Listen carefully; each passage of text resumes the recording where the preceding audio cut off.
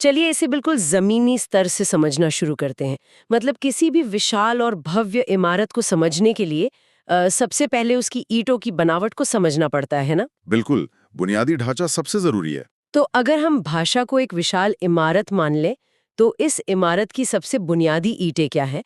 मैं नोट्स देख रही थी, इसमें एक जगह ध्वनि का जिक्र है हम्म। और एक जगह वर्ण का।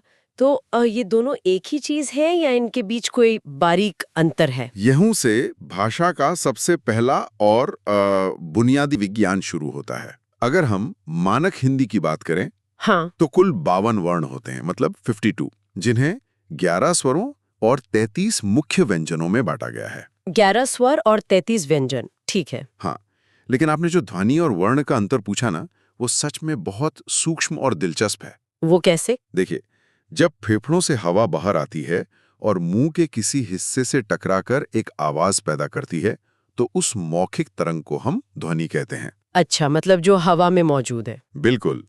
लेकिन जब उसी ध्वनि को हम एक निश्चित आकार देकर कागज पर उकेर देते हैं ना, हम्म। तो वह लिखित रूप वर्ण बन जाता है। वर्ण भाषा की वो सबसे छोटी इकाई है जिसके और टुकड़े करना भौतिक रूप से असंभव है। एक मिनट रुकिए, इस अंतर को थोड़ा और स्पष्ट करते हैं।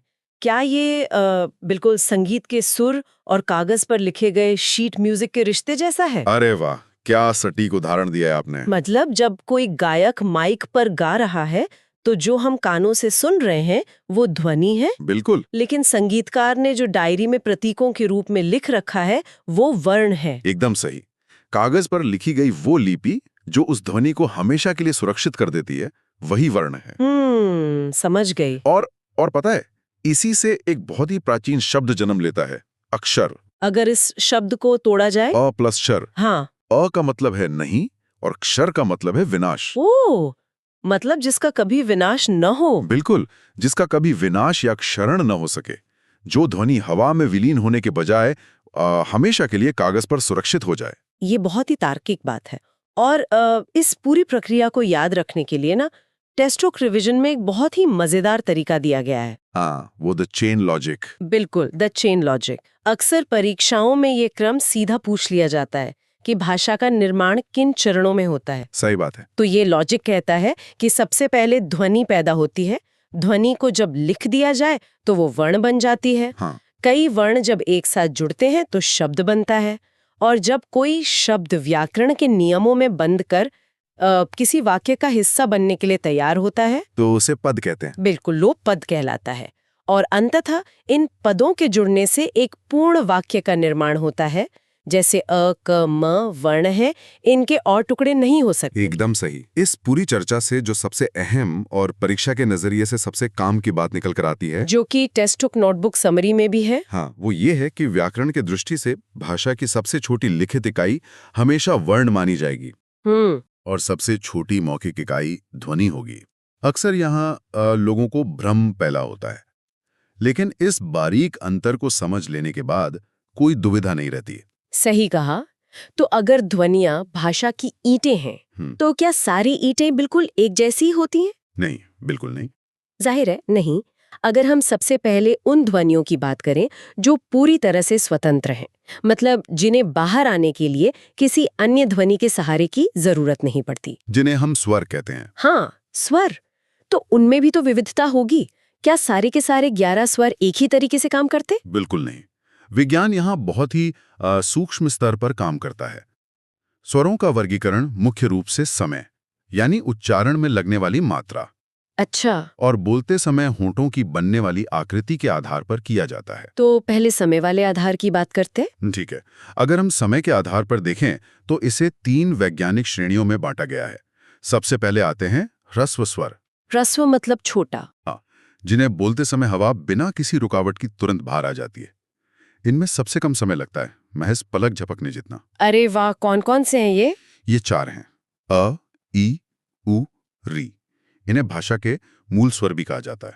और इसके बाद जाहिर तौर पर वो श्रेणी आती होगी जिसमें ज्यादा समय लगता है। सही कहा आपने। दूसरी श्रेणी है दीर्घ स्वर की। दीर्घ मतलब बड़ा। इनके उच्चारण में ह्रस्व स्वरों की तुलना में ठीक दुगना समय और फेफड़ों से दुगनी हवा की आवश्यकता होती है। तो ये कितने होते हैं? ये 7 होते हैं: आ, ई, ऊ, ए, ओ, ओ। ठीक है, समझ गई। और तीसरी श्रेणी जो सबसे दिलचस्प है, जिसे प्लुत स्वर कहा जाता है, इसमें ह्रस्व स्वर से तिगुना समय लगता है। एक सेकंड, ये प्लुत स्वर वाली बात थोड़ा सोचने पर मजबूर करती है।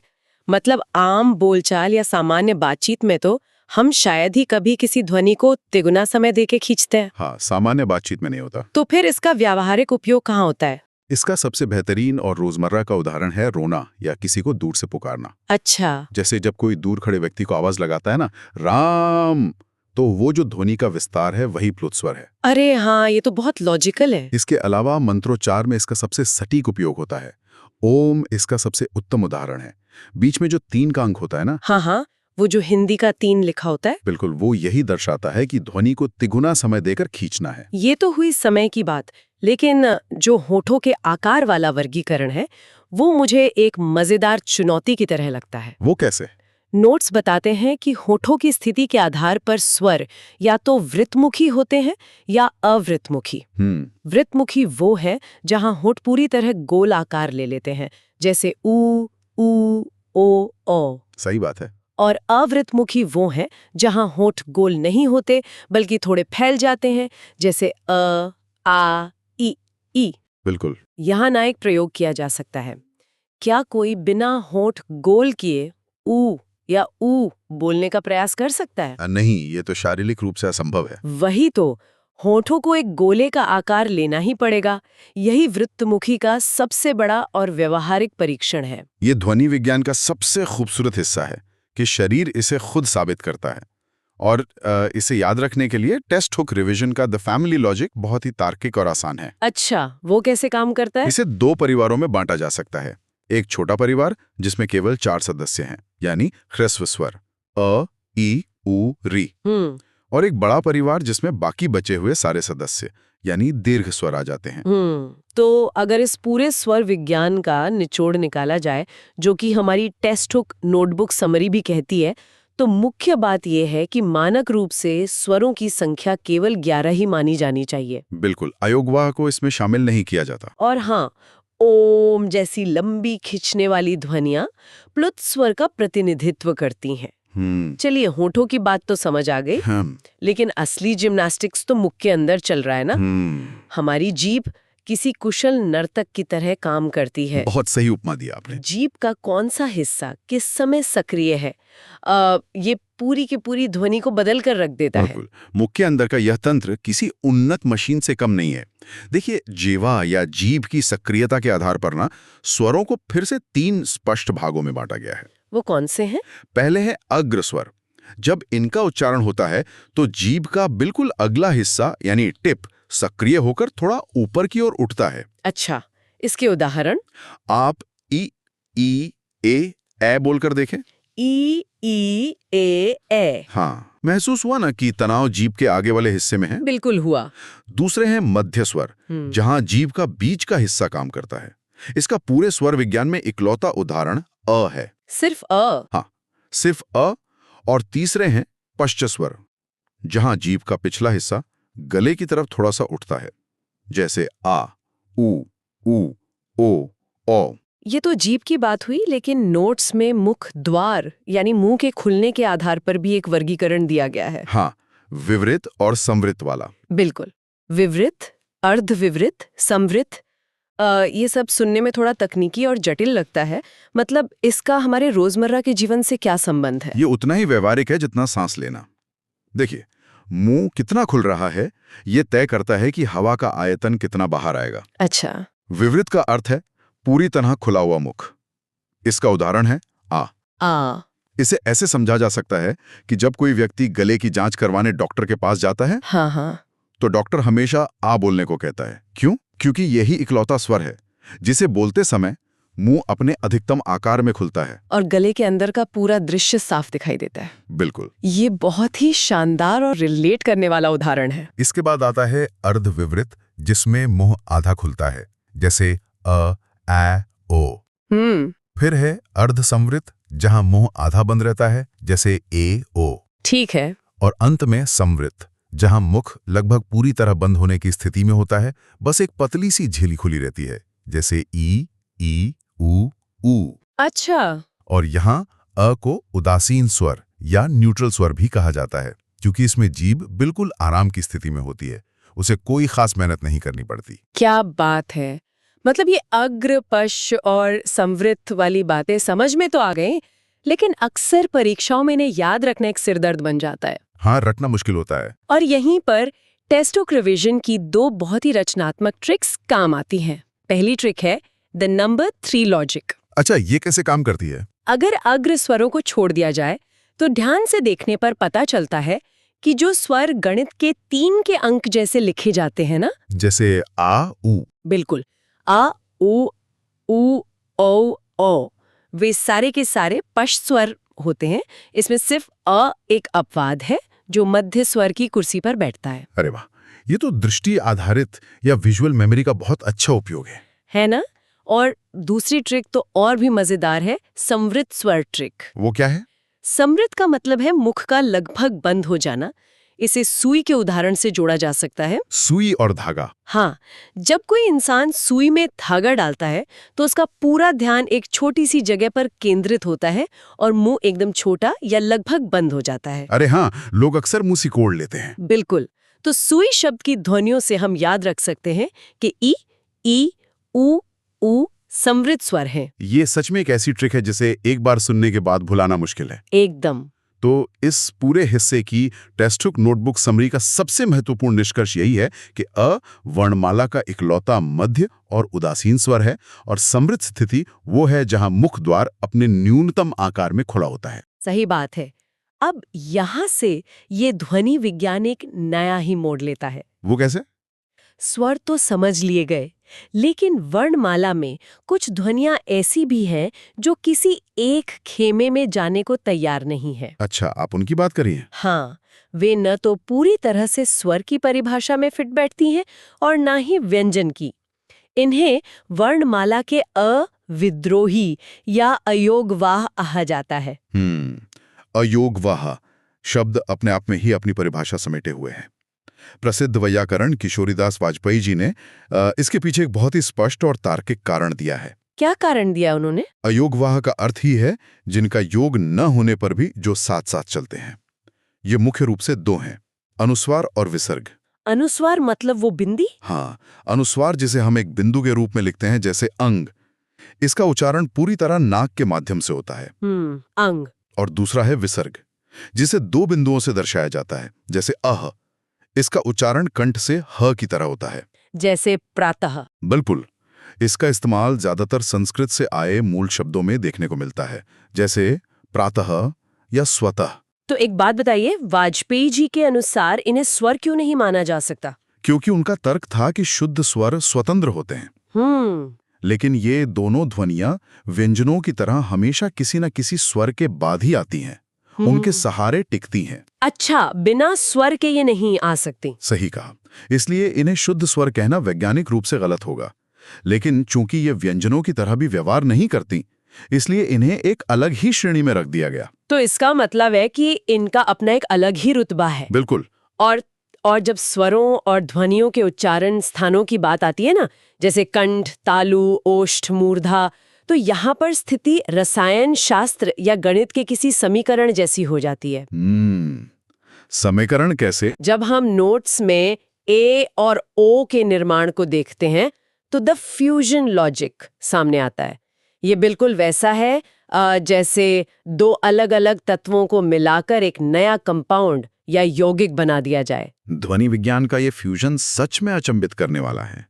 देखिए, हर मूल स्वर का एक निश्चित उच्चारण स्थान है। हाँ? अ या आ की ध्वनि सीधे कंठ से निकलती है। ई या ई बोलते समय जीभ तालु यानी मुंह की छत के अगले हिस्से को छूती है। ठीक है। उ या ऊ पूरी तरह होठों यानी ओष्ठ का खेल है। हाँ? और री बोलते समय जीभ मूर्धा यानी तालु के बिल्कुल ऊपरी कठोर हिस्से से टकराती है।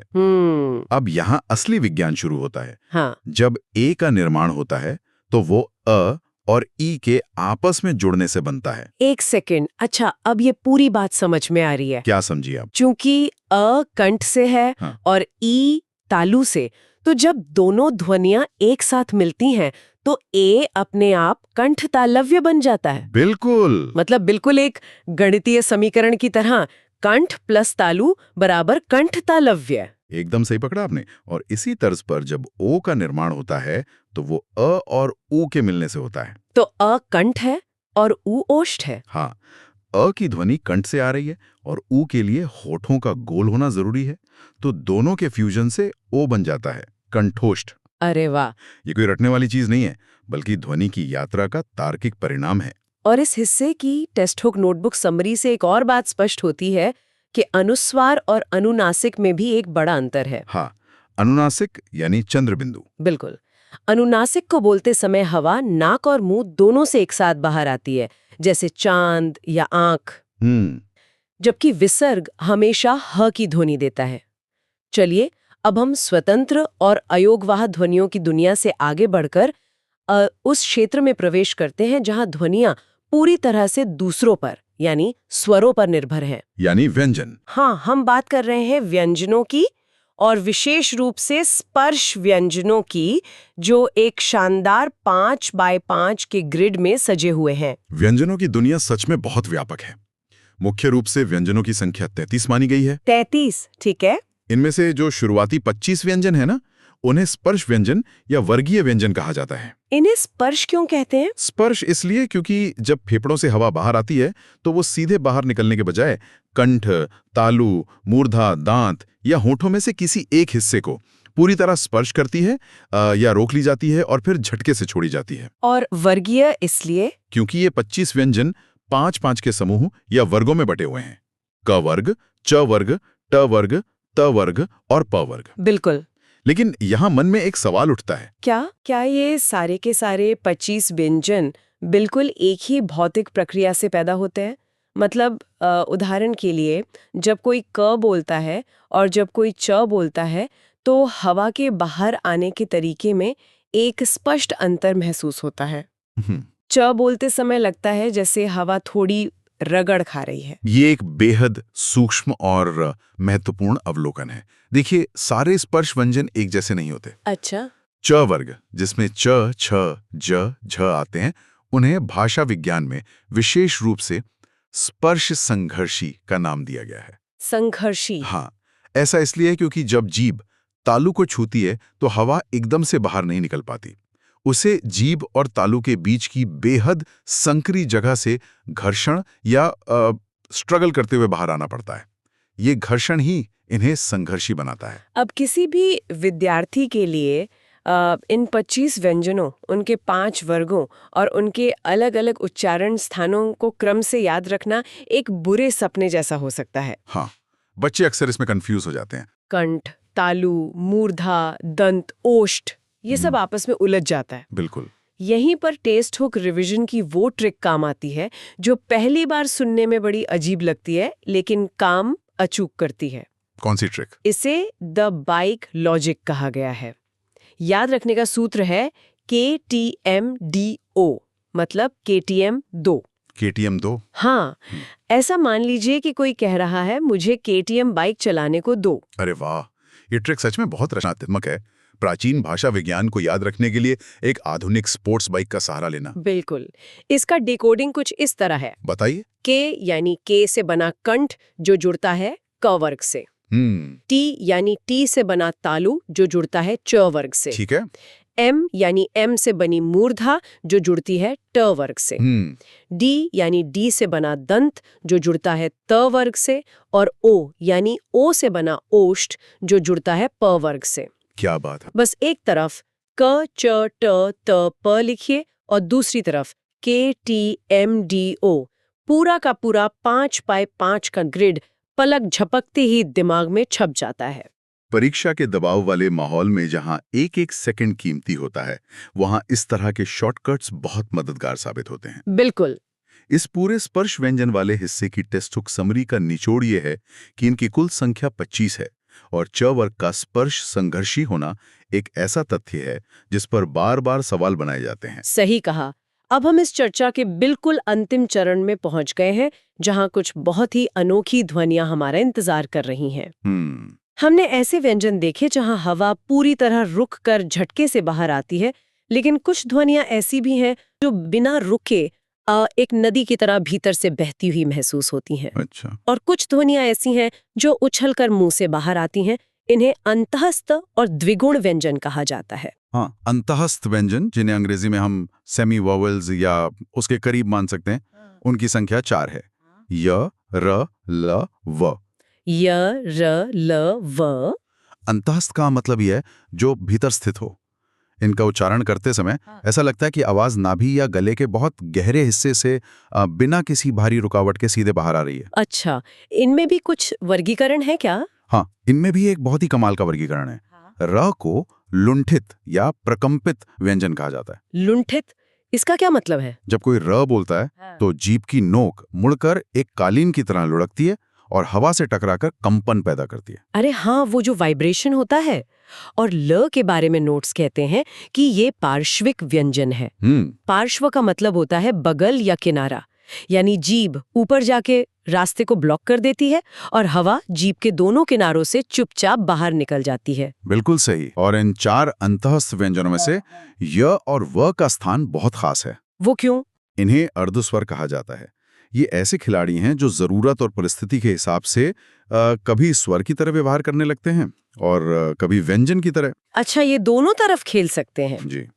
इसके अलावा 2 ध्वनियां और हैं जिनका जिक्र किए बिना ये चर्चा अधूरी रहेगी, ड़ और ढ। इन्हें द्विगुण या उच्छिप्त व्यंजन कहा जाता है। उच्छिप्त शब्द का अर्थ है फेंका हुआ या उछला हुआ। हाँ, ये नाम इसलिए दिया गया है क्योंकि इनके उच्चारण के दौरान जीभ की नोक पहले तेजी से ऊपर की तरफ मूर्धा को छूती है और फिर एक जोरदार झटके के साथ नीचे की तरफ गिरती है, जैसे कुछ बाहर फेंका जा रहा हो। र, ढ। हाँ, सच में। ड़ और ढ बोलते समय इस झटके को साफ महसूस किया जा सकता है। एक और दिलचस्प ऐतिहासिक तथ्य ये है कि ये दोनों व्यंजन मूल संस्कृत भाषा में नहीं थे। अच्छा। जी, इन्हें हिंदी ने समय के साथ अपनी जरूरतों के अनुसार खुद विकसित किया है। और इनके बारे में एक बहुत ही मजबूत नियम ये है कि ड़ और ढ से कभी भी किसी हिंदी शब्द की शुरुआत नहीं होती। बिल्कुल नहीं होती। ये हमेशा शब्द के बीच में या अंत में आते हैं, जैसे सड़क, लड़का, पढ़ना, बढ़ना। कोई भी शब्द इन ध्वनियों से शुरू नहीं हो सकता। एकदम सही। और इन अंतःस्थ व्यंजनों यानी य, र, ल, व को याद रखने के लिए टेक्स्ट हुक रिवीजन में द सॉफ्ट लॉजिक दिया गया है। सॉफ्ट लॉजिक, वो कैसे? इसे यार लव YARLOVE के रूप में याद रखा जा सकता है। प्यार या लव दिल के अंदर यानी अंतःस्थ से निकलता है, इसलिए य, र, ल, व अंतःस्थ व्यंजन है। क्या बात है! ये सच में एक बेहद रचनात्मक और ना भूलने वाला तरीका है ना? साथ ही टेक्स्ट हुक समरी के अनुसार ये भी याद रखना चाहिए कि व का उच्चारण स्थान दंतोष्ठ्य है, यानी इसे बोलते समय ऊपर के दांत नीचे के होठ को हल्के से छूते हैं। बिल्कुल।